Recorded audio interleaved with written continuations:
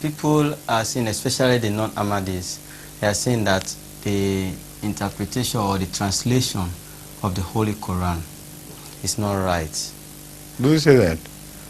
Well, They say that in public. Privately they say other things. You know, yesterday I went to Leicester for a question answer session. A large number of Englishmen and ladies and Asians and Africans were present there. We had a very good session, long, lasting about an hour and a half or more. More than that. About 2 hours. Yes. That's right. And a gentleman who was such a fine person, such a generous person, stood up at the end to thank Ahmadis for all that they had done. Later on, I inquired about him, how he was introduced to Ahmadiyyat and why he was so impressed by the quality of Ahmadiyyat and so on and so forth. So the president then told me the story. This is what I'm going to share with you. He said that he had no knowledge, no idea of what Ahmadiyyat was. He just became interested in religions as such. So one day he thought, why not read the Qur'an, the very fundamental book, and find out about Islam myself by the study of the Qur'an. He went to the Leicester Muslim Center, which is dedicated to the hostility of Ahmadiyyat, against, absolutely. Sometimes some members under the influence always behave like rabid people. And he went to them and said, look here, I'm a new man, I'm an English man, and I want to study the Quran. So could you kindly sell me a copy of the English translation of the Quran? They said, yes, of course, we will do that. And they were talking, and one mullah from among them took him away quietly, put his hand over his arm and said, please, I have to say something to you. He said, let them say whatever they please. But if you want really to know the Quran, then go for Ahmadi translation. You will get nothing from others. This is my private advice to you. And if you ask my advice, I would advise you to go for Zafrullah Khan's translation. It's an excellent rendering of the Quran.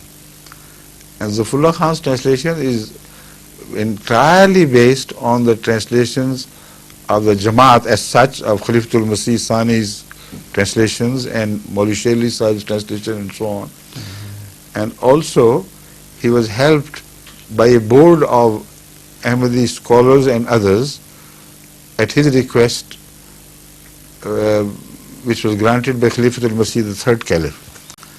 And I happen to be a member of that board too.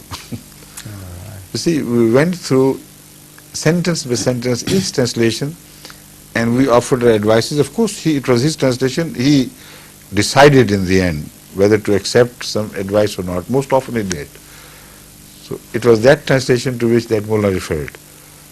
He said, if you really want a good, correct, reliable translation, go for Ahmadi translation, and for Zafrullah Khan's translation in particular. Apart from that, I can quote another example of a moot of world Muslim scholars to to find out in what orders the English translations should be arranged from top to bottom. So whatever English translations were available to them at that time, they examined them very scholarly and compared them with the Arabic text, and ultimately they came out with their verdict. The unanimous verdict was that by far the best translation was that of Maulvi Sherli. Maulvi Sherli's translation is a miracle indeed. He was appointed by the Jamma'at Ahmadiyya.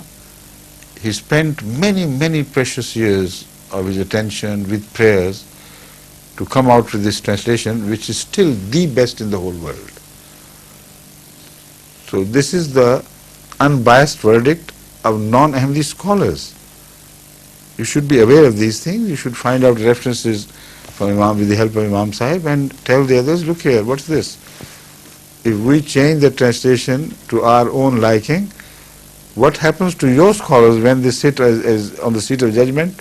They declare Ahmadi translations to be the very best. See? Was it your question? Yeah. Okay.